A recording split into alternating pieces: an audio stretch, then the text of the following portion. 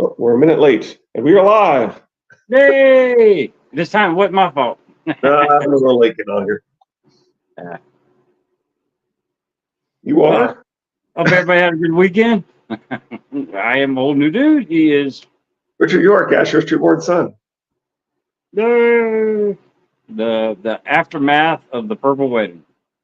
Yeah, or Escape from King's Landing, as I called it. It's I'm not sure if that's inspired by Alcatraz or New York. I do love the purple wedding chapter just because Joffrey is a little he got his comeuppance. Yeah, and there's so much there regarding multiple different theories too, right? Yep. The Like I told dagger you Friday, investigation. I am all in on the possibility. Hey, mother. And That Chris, there were initially two targets that were being uh, attempted, yeah, and and you've also speculated that Shay may have been a backup plan who was supposed to be there too, and she may have been trying to do her yeah, job. if they facilitate Littlefinger to accomplish these things, other than Varys, but even Varys would not put all his eggs in one basket. Even though Littlefinger does that with Dantos, I have a feeling that there was even possibly a backup to Dantos. Um, Yeah. Well, I mean, I do think that Sansa actually, I mean, while all the characters think that Sansa was in terrible danger during the food riot, that may yeah, not actually be true. It may be that she was completely surrounded by people who were protecting her, um, because Littlefinger's men appear to have been the ones responsible for that, and that may have been one of the goals was to get her out of there earlier. yeah, that's probably why she was probably. There should have been an attempt to whisk her away then. Um, And there may have been, but the Hound thwarted yeah, it. yeah, he threw a monkey wrench in that thing. Because I mean, it seems like she was kind of away there for a while without significant harm coming to her. So it's possible that the reason no significant harm came to her during that period was that, in fact, all the people around her were making sure that no harm came to her during that period. And that would mean that all the men that probably the Hound killed to retrieve her Uh-huh. were all Littlefinger's men. That's what ever since I saw that Dragon Demands video, that's been my interpretation of what was actually going on there. Yeah, yeah. Well, I haven't seen that video, but as soon as you said that, it makes a whole lot of sense. Well, we've talked about that video a few times, and we talked about I how can't remember. he lists like all the different things that happened there, and how every one of them is something that Littlefinger wanted, um, including the rape of Lollies, by the way, which is pretty dark. Um, And Tyrak, the well, and that's how kind of part of why he made the video, because everybody's like well, Varys has him, and Jamie figures out that Varys has him. Oh yeah, well there's your first clue that that's wrong. yeah, characters are often wrong. Exactly. Yeah. Well, I mean, I could go back and forth, but the Littlefinger, hey excrement, the Littlefinger thread of that one just seems to be a little bit more plausible. Well, But it's really hard to explain how his men are helping him spread all the juicy details of what happened at a place that he and his men were supposedly nowhere near, and how it's specifically pointed out that he takes too long to get where he's going, which we see here is what's happening as well, right? He's taking too long to get where he's supposed to be going, and and he's but somehow his men are able to help him spread all these details about all these things that supposedly none of them should know about. yeah, well, I mean, there shouldn't be a circle of men ordered by Varys to protect Sansa. And the only plausible reason why Sansa wasn't truly injured or met the same fate as Lawless is, I agree with you that there were men around her that were protecting her, possibly in the steps of whisking her away. and then this big old Scarface monkey wrench with a giant longsword Yep. put a stop to it. It didn't happen like it did in the show, um, but I do believe, other than what the men were doing or trying to do to Sansa, that there were men around Sansa that the Hound killed. But Somehow Peter's men know all the details of the killing of Preston. Preston Greenfield, is that his name? So Preston, the Kingsguard. yeah, And yeah, so somehow they know all these details of all these other things that, Lawless rape and everything. And it's like, yeah, and it's and like I said, it's pretty dark when you realize that he actually we know how benefits my from it. memory is at this time. At that time, I know we're not even gotten to the chapter today, but Yeah. at that time, Sansa was still betrothed to Joffrey, right? She wasn't wed to Tyrion yet. Yeah. It'd be the perfect time to get her out. You don't have to initiate the death of the king if she'd married Joffrey. Oh, I wonder how much of the Dantos stuff actually happens after that attempt at removing Sansa. Huh. Anyway, Yeah, that's definitely something to go back and look. I mean, it'd be easy to find. Just type in Dantos and see when he first appears. Chapter is the riot versus when that happens. Yep. So yeah, I definitely that's it's got Littlefinger. I think the Purple Wedding's got Littlefinger's name all over it. Also, I think multiple people have gone to Littlefinger to facilitate what they wanted to happen. Yeah, and at the end, near the end of this, we'll have a good opportunity to kind of segue back into more discussion of the Purple Wedding too, since he kind of talks with Sansa about killing Joffrey and so forth. Yeah, we better not eat up all our time. Yeah. Yep. All right. All right. Storm 61, Sansa 5, escape from King's Landing. Whatever. The aftermath and Purple Wedding, what do you want to call it? Far across the city, a bell began to toll. Sansa felt as though she were in a dream. Joffrey is dead, she told the trees to see if that would wake her. When in a dream, talk to the trees. Well, notice that they have her as a Stark talking to trees. Yeah, that's what I was saying. He had not been dead when she left the throne room. He'd been on his knees, though, clawing at his throat, tearing in his own skin as he fought to breathe. The sight of it had been too terrible to watch. She had turned and fled, sobbing. Lady Tan had been fleeing as well. You have a good heart, my lady, she said to Sansa. Not every maid would weep so for a man who set her aside and wed her to a dwarf. Lady Tanda will go after Bronn and then suffer an unfortunate accident due to equipment negligence. How dreadful. A good heart. I have a good heart. Hysterical laughter rose up her gullet, but Sansa choked back down. The bells were ringing, slow and mournful. Ringing, ringing, ringing. They had rung for King Robert the same way. Joffrey was dead. He was dead. He was dead, dead, dead. Why was she repeating? Yep. Why was she crying when she wanted to dance? Were they tears of joy? The human heart in conflict with itself, a heart that she was just talking about, in fact. She found her clothes where she had hidden them the night before last. No maids to help her. It took her longer than it should have to undo the laces of her gown. Her hands were strangely clumsy, but she was not as frightened as she ought to have been. The gods are cruel to take him so young and handsome to his own wedding feast, Lady Tanda had said to her. Gods are just, thought Sansa. Robb had died at a wedding feast as well. It was Robb she wept for. Him and Marjorie. Poor Marjorie, twice wed and twice widowed. Yes, poor Marjorie obviously had nothing whatsoever to do with these unfortunate events. Have I mentioned my favorite interpretation is Marjorie killed Joffrey? Oh, yeah. An interpretation having exquisite irony doesn't make it the only correct interpretation, but it comes really close to requiring it to be a correct interpretation. I know we'll get into it at the end, but she was the one that was physically closest to Joffrey during the wedding feast. So it's one with easy access to the. It feels to me like giving her an amethyst from Sansa's hairnet is really not that risky, and she has access to the wine. She could accidentally drop it in as she's picking up the cup. Yeah. It's their grandmother gets the thing.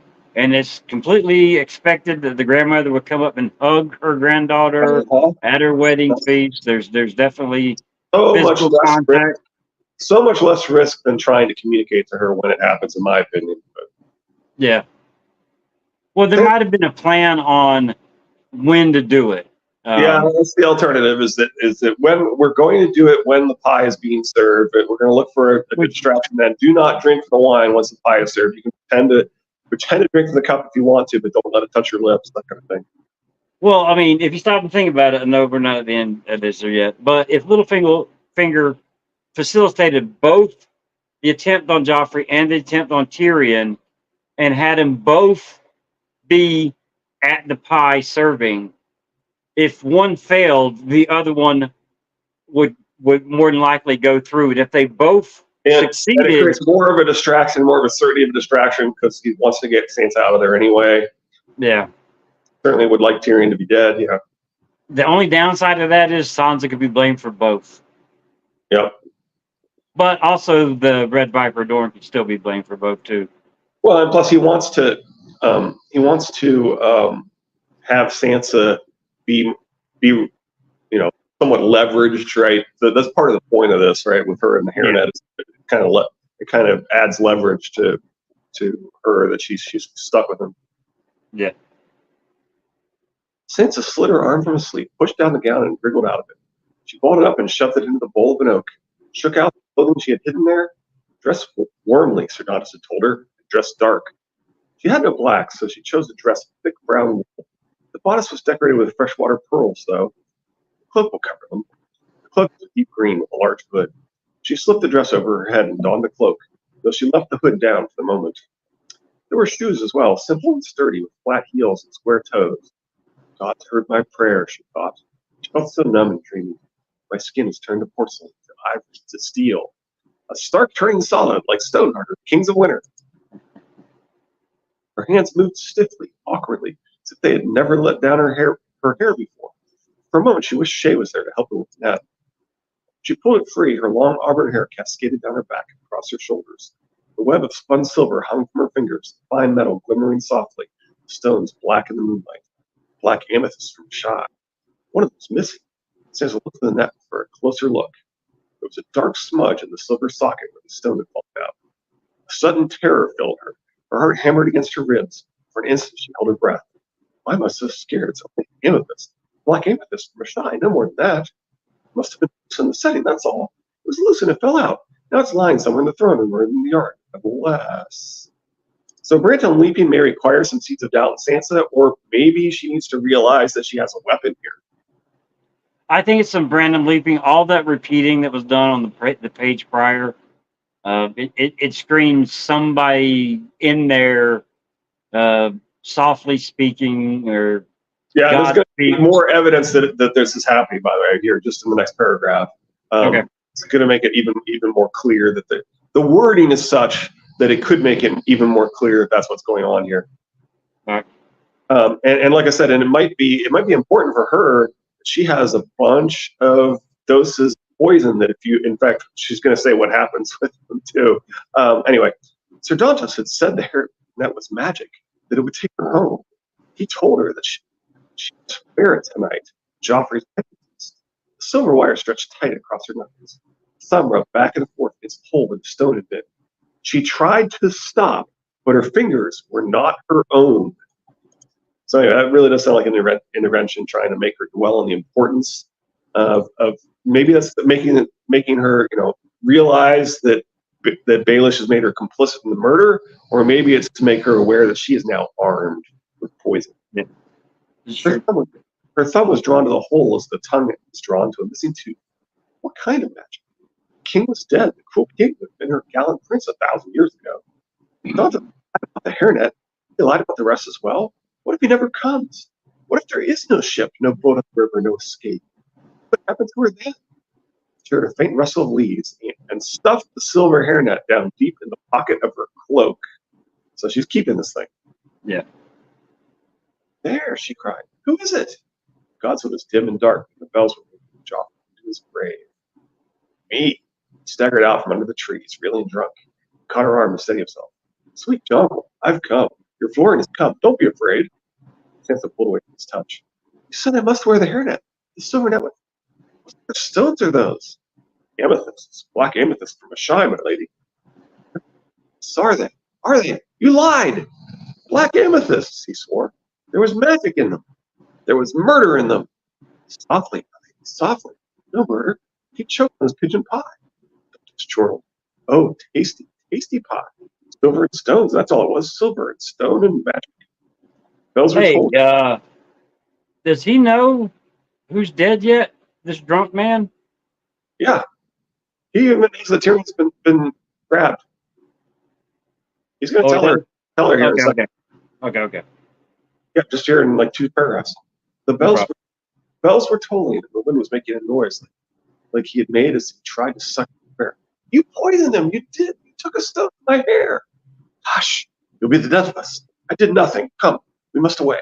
They'll search for you. Your husband's been arrested. Tyrion? She said, shocked. Do you have another husband? Not yet. But bigamy is an important part of this story. See, Tripleter, episode 1. The imp, the dwarf uncle. She thinks he did it. Grabbed her hand and pulled her. This way. We must away. Quickly now. Have no fear. Sansa followed unresisting. Could never abide the weeping of women, Joff once said. For his mother was the only woman weeping now. In old man's stories, the Grumpkins crafted magic things that make a wish come true. Did I wish him dead? She wondered, before she remembered she was too old to believe in Grumpkins.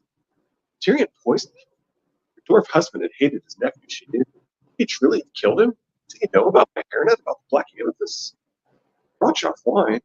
How could you make someone choke by putting an amethyst in their wine? Sansa has not read the Clash prologue. Nope. Tyrion did it? They will think I was part of it as well, she realized with a start of fear. How not? They were man and wife. Joff had killed her father and mocked her with her brother's death. One flesh, one heart, and soul. Be quiet now, my sweet lady, said Dantes. Outside the gods' wound, we must make no sound. Pull up your hood and hide your face. Sansa nodded, did as he said. He was so drunk that sometimes Sansa had to lend him her arm to keep him from falling. The bells were ringing out across the city. More and more of them joined in. She kept her head down and stayed in the shadows, close behind Dantes. While descending the serpentine steps, she stumbled to his knees. He stumbled to his knees and reached. My poor Florian, she thought, as he wiped his mouth with a floppy sleeve. Dressed dark, he'd said, yet under his brown hooded cloak he was wearing his old suit coat. Red and pink. Quiet! Sammy, come here. Sammy, come here. Come here. You're being too noisy. You're being too noisy, Sammy. Sammy, come here. Sammy, come here. Yeah, that's a good toy. All right, good. Play with that toy. That's good boy. Good boy. All right, where were we here? My poor Florian, she thought as he wiped. Dressed dark, he said, yet under his brown hooded cloak he was wearing a gold surcoat, red and horizontal stripes beneath the black chief bearing 3 gold crowns, the arms of House Holler. Why are you wearing your surcoat? Joff decreed it was death if you were caught dressed as a knight again. I think Joff had decreed mattered any longer. I wanted to be a knight, for this at least. Dantos lurched back to his feet and took her arm. Come, be quiet now. No questions. People are complicated. I do think he both wants to be a knight and is selling her for money.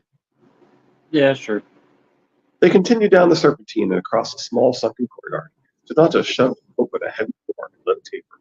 They were inside a long gallery. Along the wall stood empty suits of armor, dark and dusty, their helmets crested with rows of scales that continued down their backs. As they hurried past, the taper's light and shadows of each scale stretch and twist. The hollow knights are turning into dragons, she thought. So maybe this symbolizes the most vicious men no longer being the best beasts in the world going forward. I don't know. It's just we want to see them. Yeah, I know, but anyway, that's kind of hard. They move around a lot. One more stair took them to an oaken door banded with iron. Be strong now, my uncle. You are almost there. John just lifted the bar and pulled open the door. Sansa felt a cold breeze on her face. She passed through 12 feet of wall. Then she was outside the castle, standing at the top of the cliff. One was a river above the sky, and one was as black as the other. We must climb down, Sir Duncan said. Bob is waiting to row us out to the ship. Fall. Bran had fallen, and he'd love to climb. No, you won't. There's a sort of ladder, a secret ladder, carved in the stone. Here, you can feel it, my lady. He got down on his knees with her and made her lean over the edge of the cliff, groping with her fingers until she found the handle cut in the face of the bluff. almost as good as rungs. Now, I can't. Must. Is there another way? This is the way. Ooh, that sounds very Mandalorian there. It won't be so hard for a strong young girl like you. Hold on tight and never look down. You'll be at the bottom in no time at all. His eyes were shining. Poor Florian is fat, old, and drunk. I'm the one should be afraid. I used to fall off my horse. Don't you remember? That was how we began. I was drunk and fell off the horse, and Joffrey wanted my full head, but you saved me, sweetly. He's weeping, she realized. Now you saved me. Only if you go. If not, I've killed us both. It was him, she thought. He killed Joffrey. She had to go for him as much as herself. You go first, sir. She did fall. She did not want him falling down on her head and knocking both of them off the cliff. It's quite practical. Yeah. As you wish, my lady. He gave her a sloppy kiss and swung his legs over the cliffs, kicking about. Let me get down a bit and come after. You will come now. You must swear it. So Dantos and Littlefinger both kissed her quite a few times. Some of Dantos' sloppy kisses are before the Hound's kiss. Unfortunately, even in her memories, the Hound is probably not her first kiss. I'll come, she promised. So Dantos disappeared. She could hear him huffing and puffing as he began the descent. Sansa listened to the tolling of the bell, counting each ring. At 10, gingerly, she eased herself over the edge of the cliff, looking with her toes until they found a place to rest. The castle walls loomed large above her. For a moment, she wanted nothing so much as to pick herself up and back to the kitchen keep. Be brave, she told herself. Be brave, like a lady in a storm. Sansa dared not look down. She kept her eyes on the face of the cliff, certain each step to the next. The stone was rough and cold. Sometimes she could feel her fingers slipping. The handles were not as evenly spaced as she would have liked. The bells would not stop ringing. Before she was halfway down, her arms were trembling, and she knew that she was going to fall. One more step, she told herself. One more step. And keep moving. She stopped. She was starting. Like Sam, one more step, one more step. And actually, I think the first time we hear that is actually Jon in the Frostfangs when he's climbing up the mountain. Mm-hmm. But we've definitely heard it several times. She stopped. She would never start again. Well, it also sounds a little bit like Dany, and if I look back, I'm lost. In her case, it's more like if I look down, I'm lost. But if she stopped, she would never start again. So she'd be lost if she stopped. Yep. Dawn would find her still clinging to the cliff, frozen in fear. One more step. One more step. Yeah, I said that. I did in my notes here. The ground took her by surprise. She stumbled and fell, her heart pounding. When she rolled onto her back and stared up from where she had come, her head swam dizzily and her fingers clawed at the dirt. I did it. I did it. I didn't fall. I made the climb and now I'm going home. So Doc just pulled her back on her feet. This way. Quiet now. Quiet. Quiet. She stayed close to the shadows that lay black and thick beneath the cliffs. Thankfully, they did not have to go far. 50 yards downriver, a man sat in a small skiff, half hidden by the remains of a great galley that had gone aground there and burned. Dantos looked up to him, puffing. Oswell? So Dantos has been in King's Landing his whole life. How does he know this Oswell character? If Oswell served in King's Landing, perhaps in a role similar to his oldest son, Dantos would know him. We've discussed before how the Harrenhal families in particular are associated with guarding royalty and secret bastards. Or the lusty. Oswell was one of the 3 Kingsguard in Tower of Joy. See Triple Targaryens episode 6. Sounds like Rocky in Creed 2. No names. No names, the man said. In the boat. So he's kind of annoyed that he's been identified as Oswell here. Yeah. He sat hunched over his oars, an old man, tall and gangly, with long white hair and a great hooked nose, eyes shaded by a cow. Get in, be quick about it, he muttered. Lead the way. You always have to wear Damon's murder cloak when sneaking back to King's Landing. Notice he's annoyed at being named. Oh yeah, I put it up. When both of them were safe aboard, the cow man slid the blades in the water and put them back into the oars, rowing them out toward the channel. Behind them, the bells were still tolling the Boy King's death. They had the dark river all to themselves. With slow, steady, rhythmic strokes, they threaded their way downstream, sliding above the sunken galleys, past broken masts, burned hulls, torn sails. The oarlocks had been muffled, so they moved almost soundlessly. The mist was rising over the water. Sansa saw the embattled ramparts of one of the Imp's winch towers looming above. The great chain had been lowered. They rode unimpeded past the spot where 1,000 men had burned. The shore fell away, the fog grew thicker, and the sound of the bells began to fade. Finally, even the lights were gone, lost somewhere behind them. They were out in Blackwater Bay, and the world shrank to dark water, glowing mist. Their silent companion stooped over the oars.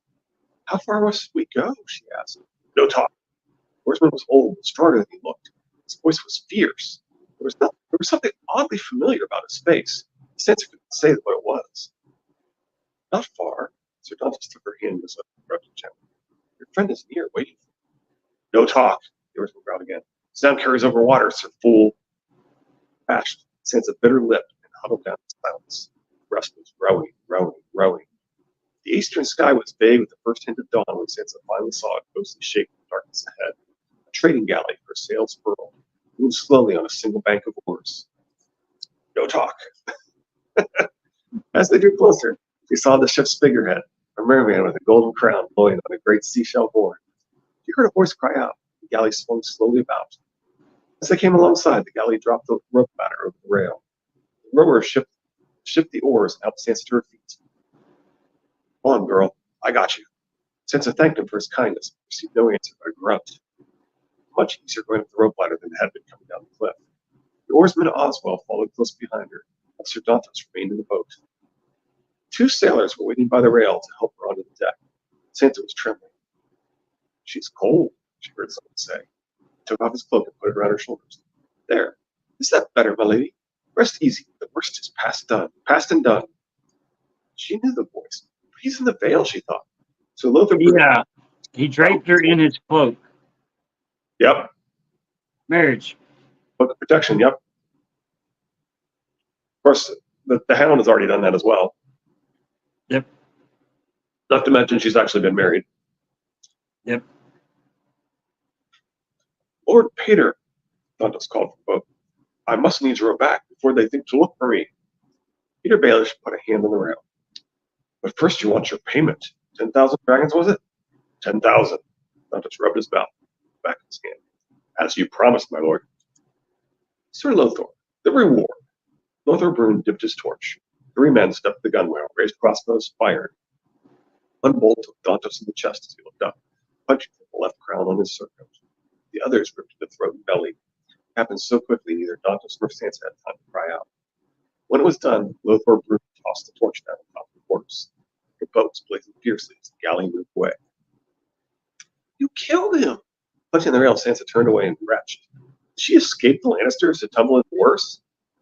Yes, at least one could honestly make that argument. "My lady," Littlefinger murmured, "your grief is wasted on such a man as that. He was a sot and no man's friend." "But he saved me." "He sold you for a promise of 10,000 dragons. Your disappearance will make them suspect you in Joffrey's death." "Yes, and that's part of your plan, isn't it?" Yep. Gold cloaks will hunt. Munich will jingle his purse. Dantos, well, you heard him.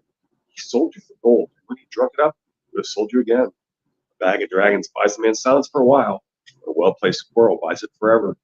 He smiled sadly. All he did at my behest. I dared not befriend you openly. When I heard how you saved his life at Joff's turn, I knew he was a perfect cat's paw. Since I felt sick. He said he was my Florian. Do you perchance recall what I said to you that day your father sat the Iron Throne? The moment came back to her vividly. You told me that life was not a song, that I would learn that one day to my sorrow. She felt tears in her eyes. Whether she wept for Sir Dantas Howland, for Joff, Tyrion, or for herself, Sansa could not say. Is it all lies forever and ever? Everyone and everything? Almost everyone. Save you and I, of course. He smiled. Come to the Godswood tonight if you want to go home. Immediately after claiming the songs are all lies, but not him, he's illustrating what a liar he is. Yeah. The note? It was you? It had to be Godswood. No other place in the Red Keep is safe than its little birds. Or little rats, as I call them. Also, the dragons seem to prefer rats as well. Yeah. There are trees in the Godswood instead of walls. Sky above instead of ceiling. Roots and dirt and rock in place of floor. The rats have no place to scurry. Rats need to hide, lest men skewer them with swords. Given how Dorcas Ferris has reported the burning of the Weirwood on Dragonstone, but not the very publicly witnessed burning of the Seven on Dragonstone, does Dorcas Ferris know more than he lets on here? Maybe he doesn't go after Sansa more effectively because the plans don't require her to be in King's Landing. It's actually more to his advantage for her to be over Vale. Right. Lord Peter took her arm. Let me show you to your cabin. You've had a long and trying day, I know. You must be weary. Already the little boat was no more than a smoke and fire behind it, almost lost the immensity of the dawn sea. There was no going back. The only road was forward. Very weary, she admitted. As he let her below, he said, "Tell me of the feast. The queen took such pains. The singers, the jugglers, the dancing bear. Did your little lord husband enjoy my jousting dwarfs?" Oh, did you catch that? Yeah, he knows about Queen dancing took bears. such pains. Yeah, it could imply that she was in on the poisoning of Tyrion. The poisoning of Tyrion attempt, yes, but not of the attempt on Joffrey. Yeah. Although some people think she wasn't on the poisoning of Joffrey, but anyway. Yours? I had to send to Bravos for them and hide them away in a brothel until the wedding. It's always hard for me to remember that there's only the two of them. It's just Oppo and Penny. It's not anyway. Yeah, I know what you mean. The expense was because of the show. Because Yeah. it kind of makes sense that they put on the show of although given that the War of the Five Kings is about Joff, one of the kings making fun of Joff, it really makes sense. The book version does make more sense. But anyway, Yeah. the expense was exceeded only by the bother. It's surprisingly difficult to hide a door. In Joffrey, you can lead a king to water, but with Joff, one had to splash it about before he realized you could drink it. I told him about my little surprise. His Grace said, "Why would I want some ugly dwarfs at my feast? I hate dwarfs." I had to take him by the shoulder and whispered, "Not as much as your uncle will." The deck rocked beneath her feet. And that's interesting because it implies that he's. I think it kind of implies that he's had to guide Joffrey more than once, and it's really hard to do. Yeah. I agree. The deck rocked beneath her feet, and Sansa felt as if the world itself had grown unsteady. "They think Tyrion poisoned Joffrey. Spells said they seized him." Littlefinger smiled. "Widowhood will become you, Sansa." Thought made her tummy flutter. She might never need to share a bed with Tyrion again. That was what she wanted. Her uncertainty increases my belief that they will be officially still married at the end of the story. Although she might be in Winterfell with the Sworn Sword more to her romantic liking, and Tyrion might be with Bran. Yeah. The cabin was low and cramped, but a feather bed had been laid upon the narrow stuff. Although I do think that there's some interesting parallels with Sweet Robin as well. Although he's mostly paralleled with his biological father, Peter, and his desire to marry someone who's not of appropriate birth, right? Yeah. Anyway, the cabin was low and cramped, but a feather bed had been laid upon the narrowest sleeping shelf to make it more comfortable, and thick furs piled atop it. "It will be snug, I know, but you shouldn't be too uncomfortable." Littlefinger pointed out a cedar chest under the portal.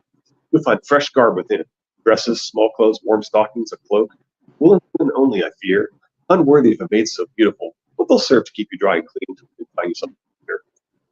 "He had this all prepared for me." "My lord, I do not understand. Joffrey gave you Harrenhal, made you Lord Paramount of the Trident. Why?" "Why should I wish him dead?" Littlefinger shrugged. "I had no motive. He specifically made sure the Tyrells heard what a monster Joff was before coming to an agreement for the betrothal, which won him Harrenhal, which won him Lysa in the Vale, plus they weren't supposed to kill Cat, plus he wanted you dependent on him, but cannot tell you that, obviously. He had plenty of motive." "Besides, I am 1,000 leagues away in the Vale. Always keep your foes confused. If they're never certain who you are or what you want, they cannot know what you are like to do next. Sometimes the best way to baffle them is to make moves that have no purpose or even seem to work against you. Remember that, Sansa, when you come and play the game." "But what game?" "The only game, the Game of Thrones." He brushed back a strand of her hair. "You're old enough to know that your mother and I were more than friends. There was a time when Cat was all I wanted in this world. I dared to dream of the life we might make, the children we could give. She was a daughter of Riverrun. Hoster Tully. Family, duty, honor, Sansa. Family, duty, honor meant I could never have her hand. She gave me something finer, a gift a woman can give but once. How could I turn my back upon her daughter? In a better world, you might have been mine, not Eddard Stark's.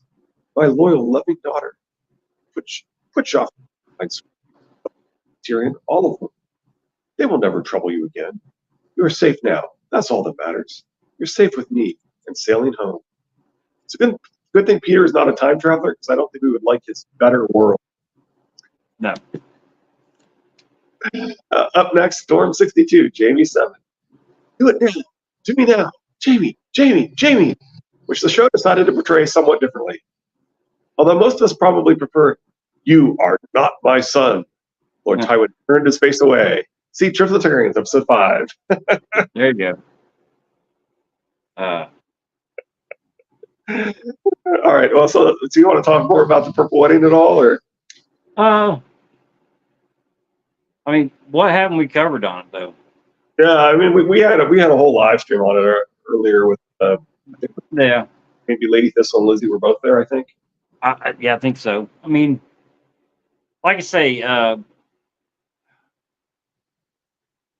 Littlefinger definitely seems like the major player at the Purple Wedding, but he's facilitating multiple people with multiple targets, at least two, Joffrey and Tyrion.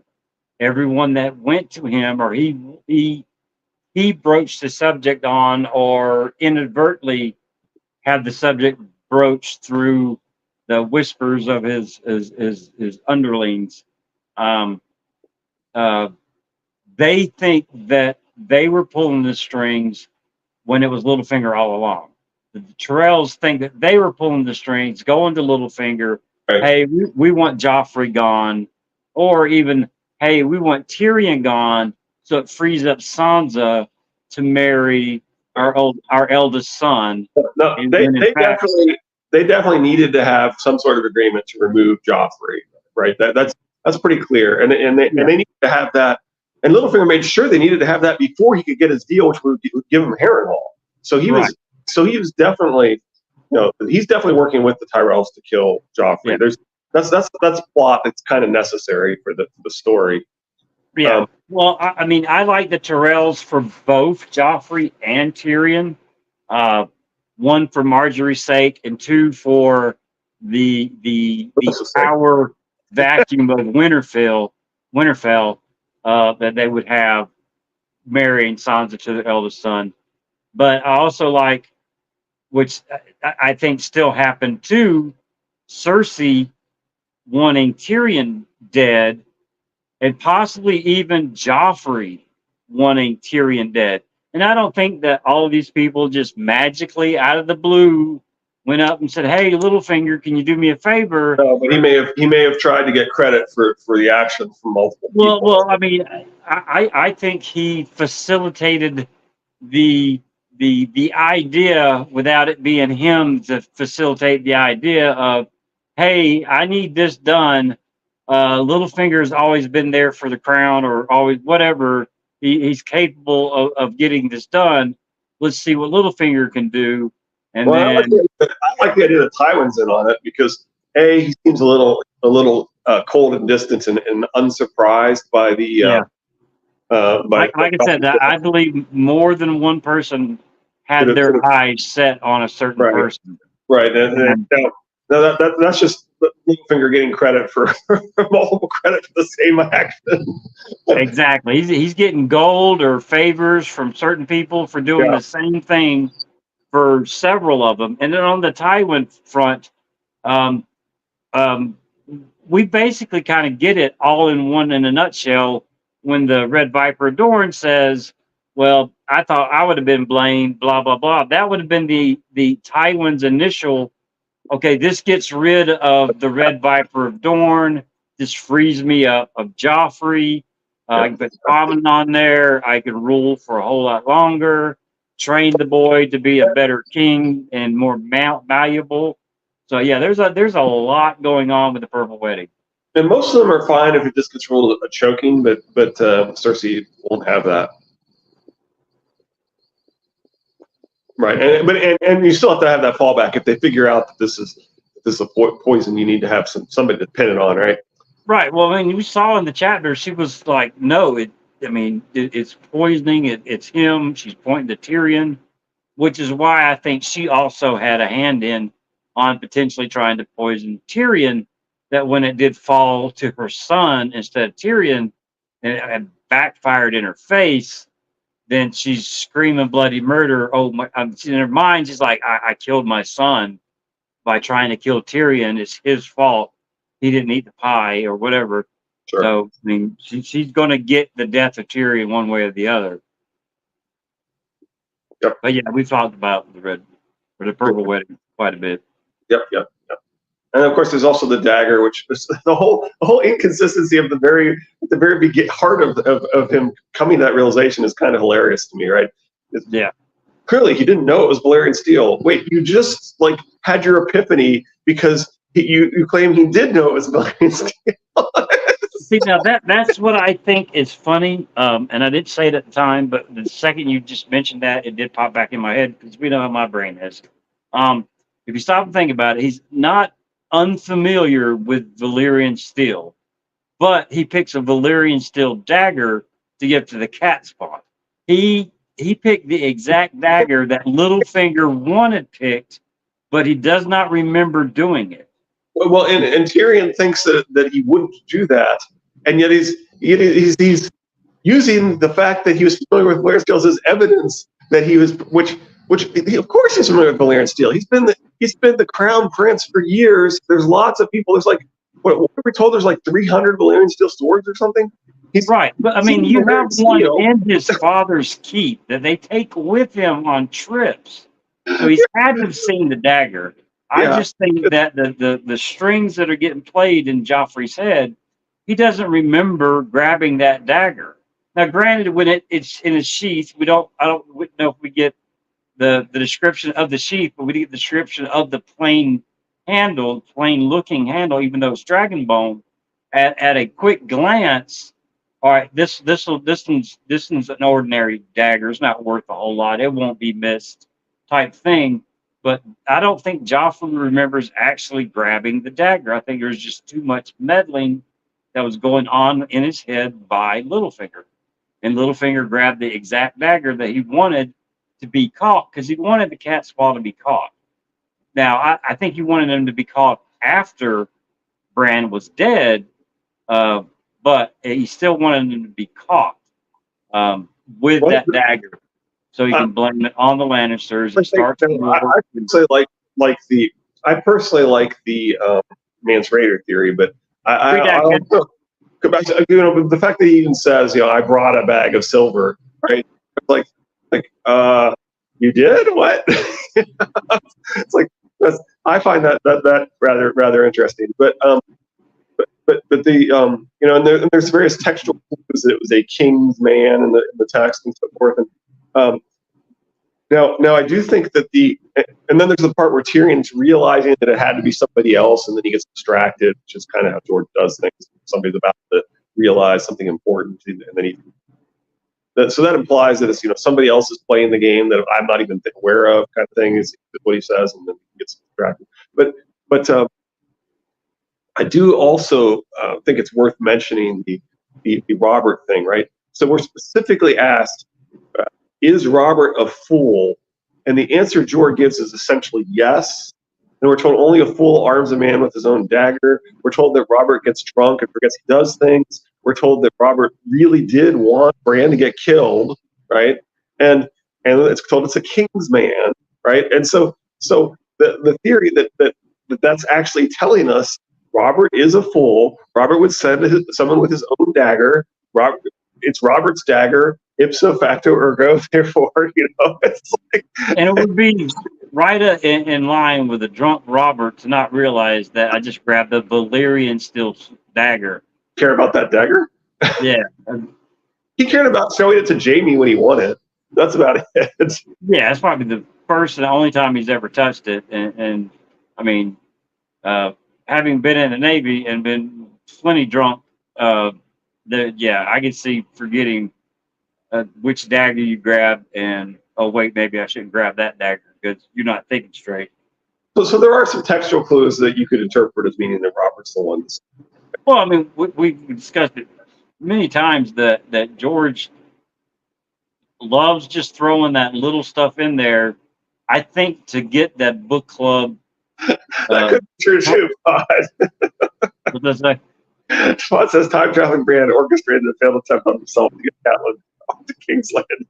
That could be true, actually. Did you blame him? That actually does kind of make sense. And as we're saying, George likes ambiguity. George likes mystery. Uh, George probably thinks that there's more than one correct interpretation of work.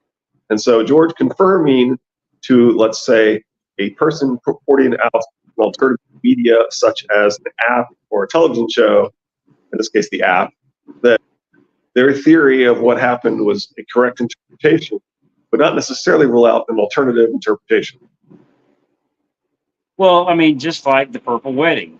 Uh, this, if you confirm that the Tyrells are responsible for Joffrey's death, that does not rule out that Cersei had a hand in it, that Tywin had a hand in it.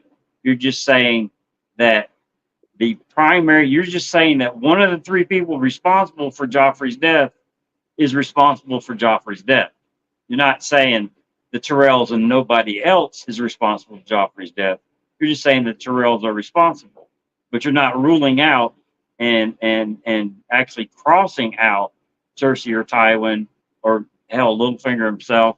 Right. I think it's important in the plot that the Tyrells did this and that Littlefinger and the Tyrells working together did this, but that doesn't mean that there aren't other things also going on there.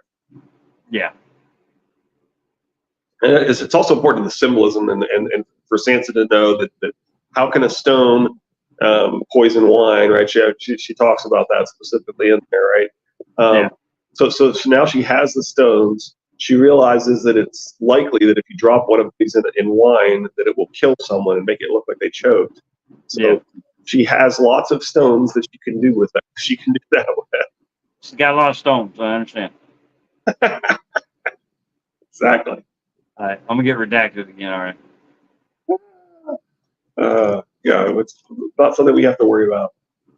Now, okay, we know how my memory is, and I keep saying that. She still has those stones, correct? Yeah, she put them in her cloak. Right, but we don't see them again. I don't think we've seen them again yet, but the implication is that she has access to lots of poison if she needs it. All right, I think she poisons Littlefinger. Seems reasonable. Yeah, well, I mean, she slays a giant in a castle made of snow. I've already told you what I think that is. The lower castle that they have moved to because of the winter snows will be the castle in which she poisons Littlefinger, and it would be kind of ironic that the exact same poison that put her in his grasp that he facilitated is the poison that gets her out of his grasp. So he caused his own death without realizing it. Yeah, that does seem like the most likely target. And if that happens, then I theorize that the three-eyed crow was done moving Littlefinger on the board to allow it to happen. If he had further moves or further usefulness that he needed to play his Game of Thrones, the giant side bass game that's going on, then Littlefinger wouldn't have died. Well, we've talked about the fact that there are hints that there are two players or two or more players in this game, and that could be that the Bran is the only time traveler, but that there's this eternal presence, that LML would call the Zora High trapped in the World Wide Weird Web, I'd say. The WWW. So you like. Anyway, the point is that if there is in fact this idea of this dark presence trapped in the weird web, then you've got potentially they've been around for thousands of years, able to see the future and able to interact when they need to, right? And so that's a lot like a time traveler without actually being a second time traveler. And so you could have those as the two big forces. It's like time traveling Bran and well, I mean, stop thinking about it. If through the trees you're able to see past, present, and future, the acorn, the tree, and the stump, you don't have to go um, you can use what has happened in the past to manipulate what is going on in the present to affect the future. You're not time traveling, you're seeing time and using it to your advantage. Seeing the Then you have, future, and you're around a long time, able to manipulate events until the future is what you want it to be. That's a whole lot similar to a time traveling brand is able to go back in time and make some changes and things. But there's a lot of similarities between those two entities, potentially being the two main figures at war. yeah. Well, if you stop and think about that, if Bran goes back in time to fiddle with things to cause the present to be different, in the past, if you were looking through the trees and saw past, present, future, you've already seen the future. And when the future becomes present and it's different, then you know something was changed. Right.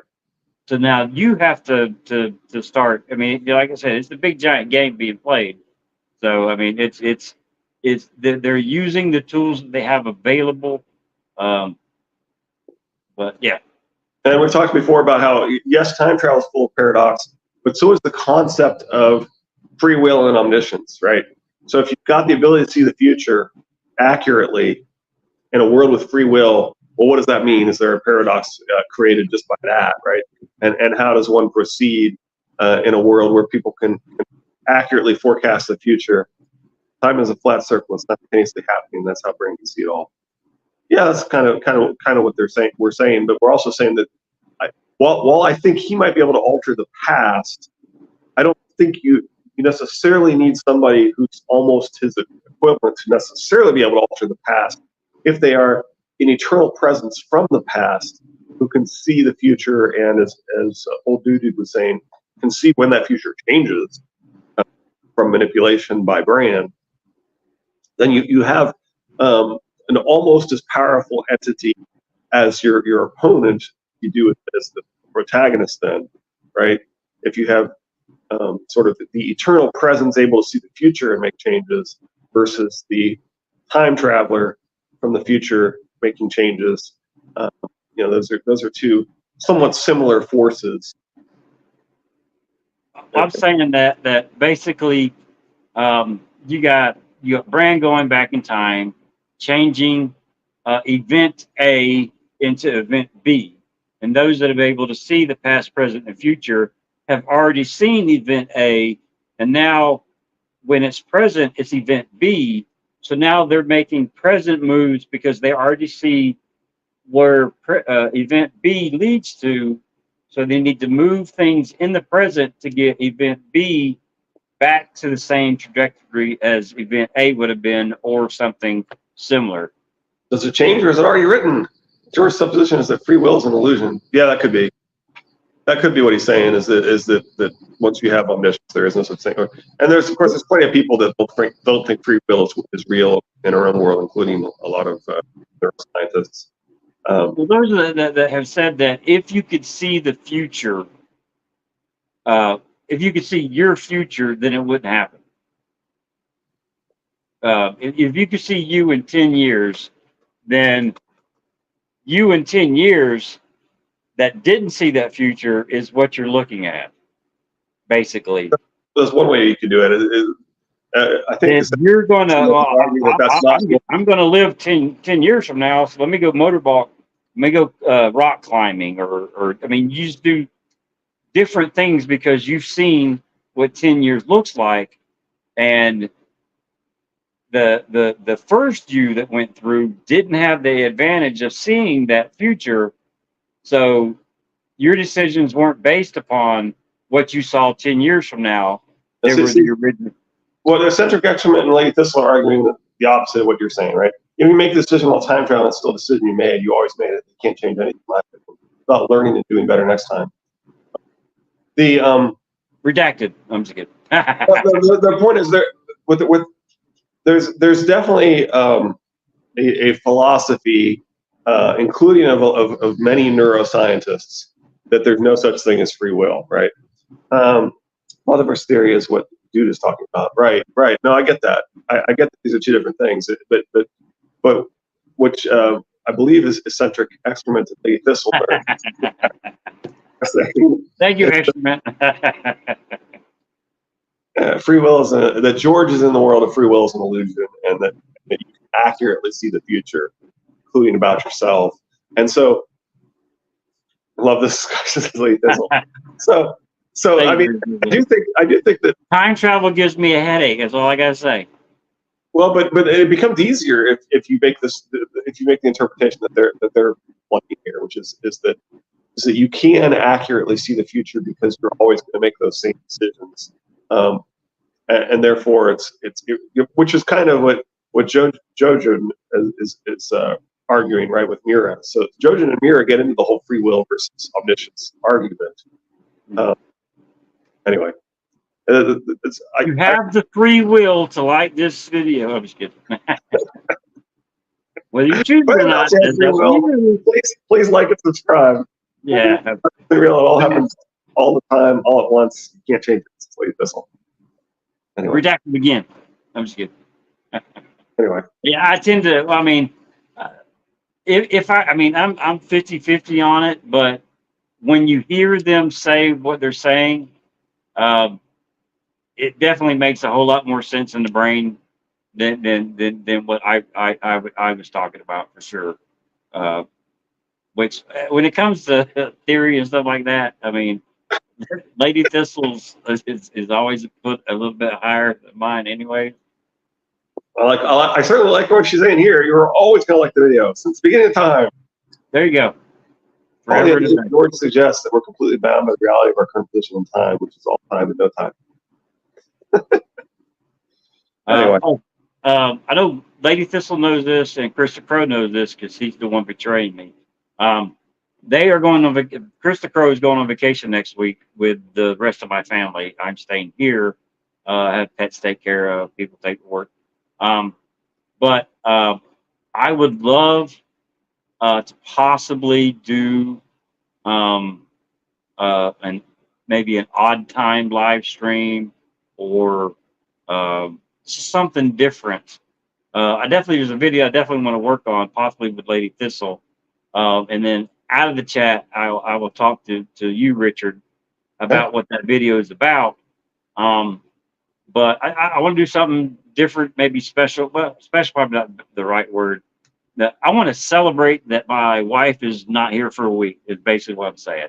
The only reason I say that is she's not here now, and she's not going to watch this. And my son will not tell on me. My son better not tell on me. And if he does, I will out him on the next live stream when he comes back. But I just want to do something different, just to get out of that Monday, Friday type thing. I mean, just something. Redacted. Yes. Lady Thistle says having the audacity to think you can change it is how you F it up so bad the season stop functioning. Right. Well, to go against that would be the Cersei prophecy about her, the king, the number of children she's going to have, the things that are going to happen to those children. By being told, I don't know if it's opposite or not, but being told that future. One of the areas I disagree with Preston is like he seems to not be able to let go of the idea that prophecy is BS, but we know we're in a world where people can see the future. Well, I mean, the thing is, she makes the prophecy come true. Well, but I'm saying just in general, we know that we're in a world where people can see the future. We know the fickle thing. It's like grabbing hold. It's like peeing on an electric fence. Sure, and hence the idea that you can be told that that the little brother is going to kill you, and yet not realize that in fact the King's guards are brothers, and if you have two younger brothers, that you don't have the little brother because that means one of one, and Lady Thistle will die in this hill. She's one of the ones she mentioned. I mean, I think that's a lot that goes through Cersei's mind, especially when it comes to Tyrion, is the little brother is going to kill me. And I think it has a lot to do with how she reacts and treats Tyrion. Absolutely. Even though his mouth does get him in trouble and he is the biggest smartass in the story.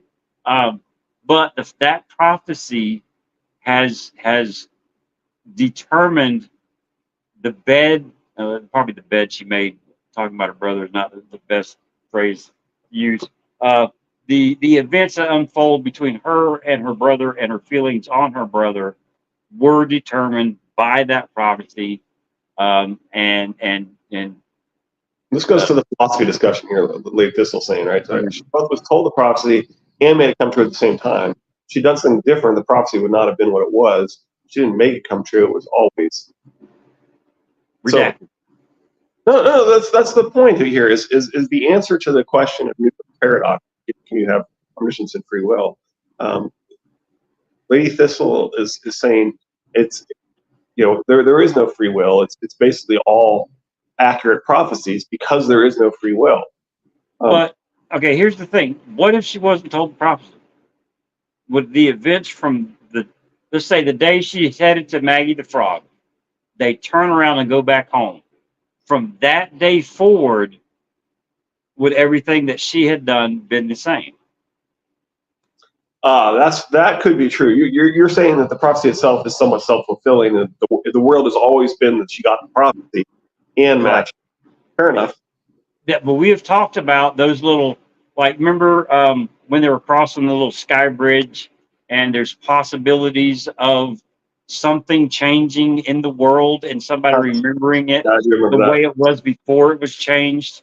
Right. I mean, it's possible there. What'd you say? The prophecy just knows what decisions she makes. She still makes them willingly. Prophecy is just knowledge of what choices and actions come about. I mean, that's part of being able to see the future, is it has to encompass everyone's decisions, right? Right. It's that the chaos theory that you get told on the Jurassic Park, where it's rolling down and they got the little fibers in the hair and the little imperfections of the skin. And she's like, imperfections, and then the prophecy would have to encompass everything in the world that has anything to do with the person that you're telling the prophecy to. So Now, yeah, I do like the idea that Bran is symbolically seeing the 1 minute time machine. Right, he sees all these all the dead green seers impaled, and I do like the concept that there's a really funny old video on called the 1 minute time machine. Have you ever seen it? no. I think you should probably see it, but I can give you a summary if you want. But it's really hilarious, and it's hilarious. It's certainly funnier than I can do it justice by telling you what happens in it. What is it again? 1 minute time machine. It's certainly not a 1 minute time machine. Oh, Is it on YouTube? oh yeah. Okay. Yeah, it's not a terribly long video. It's pretty short. It's I don't hilarious. have very long attention span anyway, so that works out pretty good. To me, that's what the dreamers are. Impaled on the spikes in parentheses. To me, it's a 1 minute time machine. Like, I find it hilarious that way. Well, on the idea of free will. Remind me of how much I laughed in that video. Oh man, I gotta get me a chair that has a back in it. If we're pushing the Brandon leaping and the three-eyed crow and the movements, the fingers of destiny, the whatever my old new dude shirt says, hidden fingers, that's what it is. That are being done in this story every time that they move their fingers to move a string, to move a person, that takes away free will, correct? Well, we're arguing that there is no such thing as free will potentially. Well, I'm saying, I mean, I didn't jump on that bandwagon. I got redacted, or I redacted somebody wanted to.